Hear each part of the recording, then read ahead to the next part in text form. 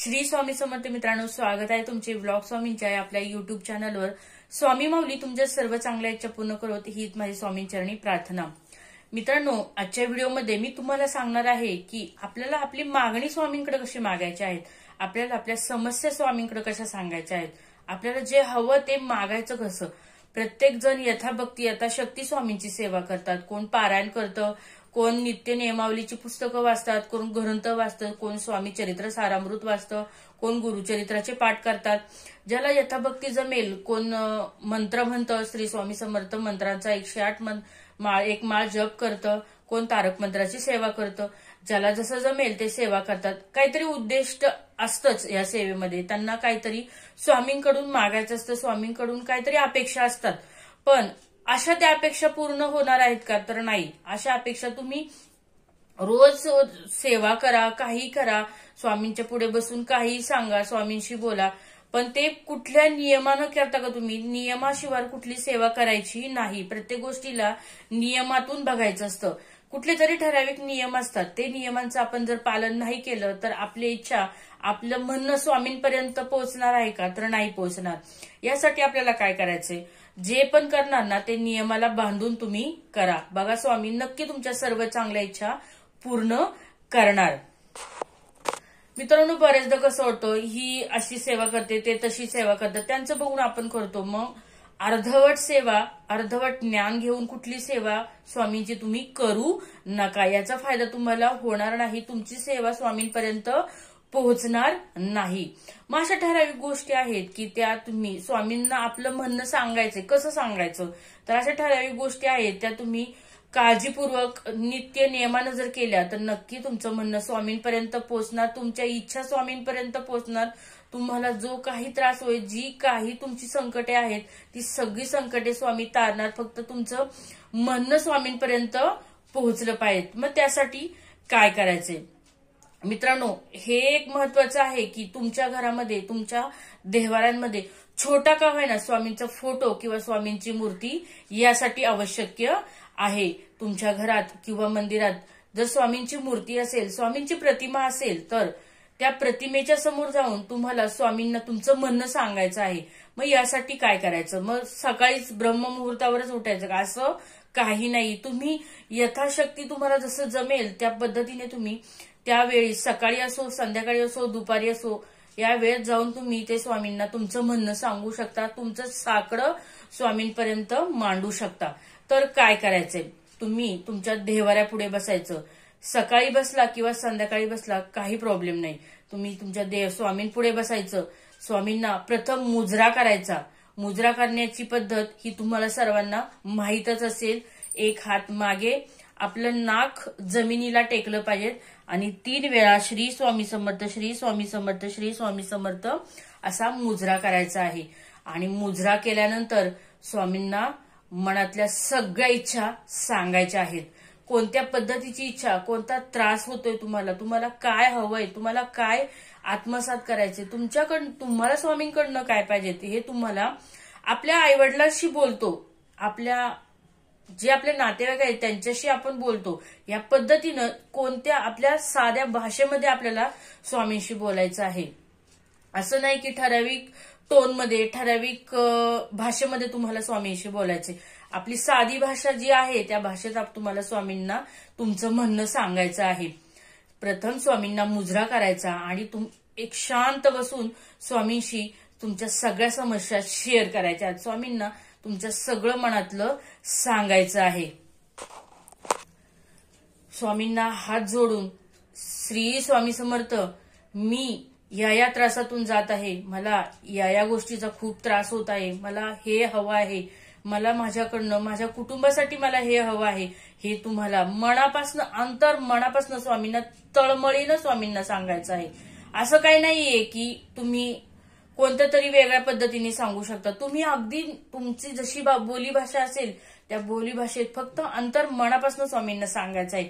नक्की स्वामी तुमचं सगळं म्हणणं ऐकून घेणार। आणि मित्रांनो, एक गोष्ट आहे, स्वामी आपले मायबाप आहेत। त्यांचं एक वाक्य तुम्हाला माहीतच असेल, भिवू नकोस, मी तुझ्या पाठीशी आहे। त्या पद्धतीने ते ब्रह्मांड नायक आहेत। हे तुमचं मनात जे चाललंय ना ते सगळं ते ओळखतात। फक्त तुमचं मन साफ पाहिजेत आणि तुमचे विचार चांगले पाहिजेत आणि तुम्ही कोणत्या मार्गाने जाता हे स्वामींना सगळं माहित आहे. तुम्हाला सारखं मागायची पण गरज नाही. स्वामींना एवढंच बोला की मला या त्रासातून बाहेर काढा. स्वामींना सगळं समजणार तुमचा नक्की काय प्रॉब्लेम आहे तो. त्यामुळे मित्रांनो, तुम्ही तळमळीने स्वामींना सांगा, अगदी अंतर्मनापासून स्वामींना सांगा. नक्की स्वामी या संकटातनं तुम्हाला बाहेर काढणार. आणि दुसरी गोष्ट, तुमच्या घराच्या जवळ जर मंदिर असेल, मठ असेल किंवा केंद्र असेल, तिथे जाऊन तुम्हाला जर हे स्वामींना आपलं म्हणणं सांगता आलं ना तर ते एकदम चांगलं. कारण एक गोष्ट आहे, आपल्या घरामध्ये करू शकता, नाही असं नाही, पण आपल्या घरात एवढी सकारात्मकता नाही मिळणार जेवढी त्या मंदिरात, त्या केंद्रात, त्या मठामध्ये असणार. कारण मित्रांनो, आपल्या घरात आपण त्या घरामध्ये, वास्तूमध्ये जेवतो, बसतो, उठतो, टॉयलेट, बाथरूम सगळं आपलं त्या वास्तूमध्ये असतं. त्यामुळं पूर्णपणे सकारात्मक ती वास्तू असते का? नसते. तर अशा वेळेस आपण काय करायचं, मठ, केंद्र किंवा स्वामींचं छोटंसं मंदिर, दत्त महाराजांचं मंदिर आपल्या घराच्या आसपास जिथंही असेल तिथं जाऊन तो भाग पूर्ण इतकं प्रसन्न असणार त्या वास्तूमध्ये, त्या मंदिरामध्ये, इतकी सकारात्मक ऊर्जा तिथे असेल ना, तुम्ही अक्षरशः तळमळीनं स्वामींकडे तिथे जाऊन तुम्ही काहीही मागा, तुम्हाला नक्की स्वामी माऊली ते तुमच्या इच्छा, तुमचे ब्रह्मांड नाही, तुमच्या सगळ्या इच्छा त्या पूर्ण करणार. कारण तिथे त्या मंदिरामध्ये, त्या केंद्रामध्ये नामोच्चार, जप, आरती, मंत्रोच्चार अशा सगळ्या गोष्टी हजारो लोक येऊन करत असतात. ह्या सर्वांच्या तोंडातून निघालेल्या शब्दांमधनं, तोंडातून वाचेतून निघालेल्या मंत्रामधनं किंवा प्रार्थनेतनं ते पूर्ण मंदिर, ते केंद्र, ते मठ पूर्ण सकारात्मक, पवित्र, एकदम पवित्र झालेलं असतं. त्यामुळं तेथील जी ऊर्जा असते ना, ती ऊर्जा एक नंबर, म्हणजे पूर्ण सकारात्मक, निगेटिव्ह काहीच नसणार आहे त्या ठिकाणी. अशा ठिकाणी तुम्ही जाऊन तुमचं म्हणणं स्वामींना सांगा. नक्की स्वामी तुमचं म्हणणं ऐकणार, म्हणजे ऐकणार.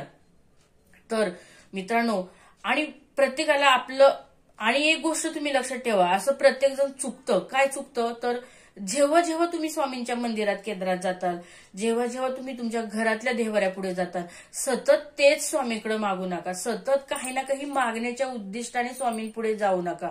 कधीतरी तुम्ही नुसतं स्वामींना नमस्कार करा, स्वामींचा जप करा. स्वामींना सगळं माहित असतं.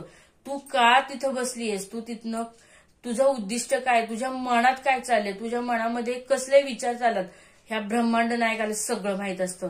त्यामुळं तुमचे जर विचार चांगले असतील ना, तुमचा जर अनुभव चांगला असेल आणि तुमचं अंतकरण चांगलं असेल ना, नक्की स्वामी माऊली तुम्हाला सगळं भरभरून देणार. त्यामुळं मित्रांनो, तुमचं साकडं, तुमचे म्हणणे स्वामींपर्यंत अशा पद्धतीने तुम्ही नक्कीच मांडू शकता. आणि यथाभक्ती यथाशक्ती तुम्हाला होता होईल तेवढं दान धर्म करा. स्वामींना सर्वात मोठं दान आवडतं ते कोणतं तर दान करा. गोरगरिबांना दान करा, पशु पक्ष्यांना दान करा, मुक्या प्राण्यांना दान करा. जेवढं आपल्याकडनं शक्य होईल ना तेवढं दान करा. त्यांच्या मुखात घाला, त्यांना घासभर खायला द्या. यातून पण स्वामी माऊली तुमच्या सगळ्या इच्छा न मागताच पूर्ण करणार. फक्त जर तुमच्याकडे असेल ना यथाभक्ती यथाशक्ती, तुम्ही नक्की दान करा. सर्वात पवित्र दान आहे अन्नदान. कशाचंही दान तुम्ही करू शकता. ज्याला जी गरज आहे त्याचं दान तुम्ही नक्की करा. हे ब्रह्मांड नायक तुमची सगळी इच्छा नक्की पूर्ण करणार. अशा छोट्या छोट्या उपायांनी तुम्ही तुमचं साकडं, तुमचं म्हणणं स्वामींपर्यंत मांडू शकता आणि त्या इच्छा तुम्ही पूर्ण करू शकता. तसेच मित्रांनो, नुसतं मागायचं का तर जेव्हा तुम्ही दुःखाच्या गोष्टी असताल तर स्वामींशी शेअर करता, स्वामींना सांगता, स्वामींकडे मागता. जेव्हा तुम्ही आनंदात असाल, तुमचं खूप चांगलं झालंय, तुम्हाला जे हवंय ते दिलंय, मग अशा वेळेस पण तुम्ही त्या मंदिरात, त्या केंद्रात, आपल्या देवाऱ्यापुढे जाऊन स्वामींना सांगितलं पाहिजे. फक्त दुःखाच्याच गोष्टी स्वामींना सांगायच्या का तर नाही, आनंदाच्या गोष्टी पण तिथे जाऊन स्वामींना सांगा. याचा खूप पॉझिटिव्ह, खूप परिणाम चांगला तुमच्या आयुष्यावर होणार आहे. सुख आणि दुःख आपल्या मायबापांशी तुम्ही नक्की शेअर करा, आपल्या स्वामी माऊलींशी तुम्ही नक्की शेअर करा. आणि एक मित्रांनो, तुम्हाला तुमचं म्हणणं स्वामी माऊलींना सांगायचं, तुमचं साकडं स्वामी माऊलींपुढे मांडायचे, तर ते तुम्ही कधी करू शकता तर ते तुम्ही गुरुवारी करायचे. पौर्णिमेला करायचे, कारण गुरुवार हा स्वामींचा सर्वात आवडता दिवस आहे. गुरुवारी जाऊन तुम्ही मायबापांकडे आपल्या मागा, तुमच्या इच्छा स्वामींकडे व्यक्त करा. नक्की माऊली तुम्हाला या गोष्टीतनं तारणार, या गोष्टीतनं तुम्हाला नक्की मदत करणार. तर मित्रांनो, अशा पद्धतीने तुम्ही तुमचं साकडं, तुमचं म्हणणं स्वामी माऊलींपुढे मांडू शकता. याचं उचित फळ माऊली तुम्हाला नक्की देणार, कारण त्यांच्या हातात असतं कोणाला किती द्यायचंय, कधी द्यायचंय आणि कशा पद्धतीने द्यायचंय. ते ब्रह्मांड नायक आहेत, त्यांना सगळ्या गोष्टी ठाऊक असतात की कोणाला काय द्यायचंय. तर मित्रांनो, तुम्हाला व्हिडिओ आवडला असेल तर नक्की एक लाईक करा, कमेंटमध्ये छोटीशी कमेंट नक्की करा. श्री स्वामी समर्थ. चॅनलवर नवीन असाल तर एक सबस्क्राईब नक्की करा. अनंत कोटी ब्रह्मांड नायक श्री स्वामी समर्थ. श्री गुरुदेव दत्त.